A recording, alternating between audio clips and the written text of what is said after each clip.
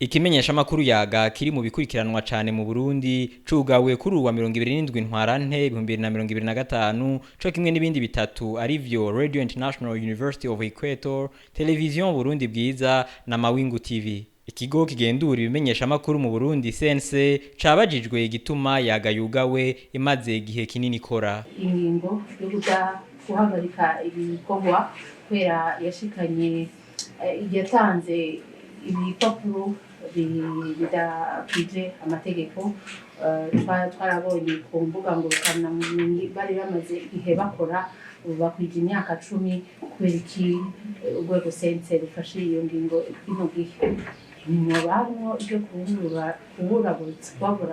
Uwurongoye sense yishuye ko ari gushira ibintu ku rutonde kugira mu gihe hoba ingorane ntibibe nabi gusumba. Nta mwanya muri mu ruhaciye kuko ibiga vy'imyaka 10 nibaza ko ari mu bindi bisata.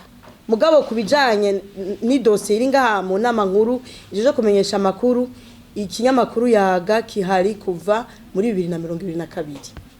Rero nta kintu cyo kubajurageza kirimwo.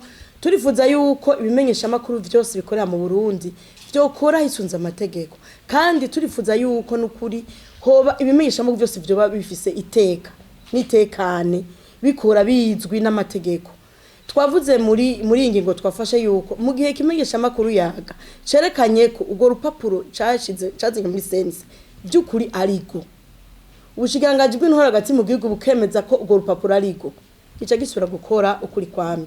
Ikimenyeshamakuru Yaga catanguye ari urunani rw'abanditsi bashikiriza ivyiyumviro mu bisata bitandukanye bigize ubuzima. Kikaba caheruka guhimbaza kwa 20 ntwarante 2025 imyaka 10 kimaze gikora.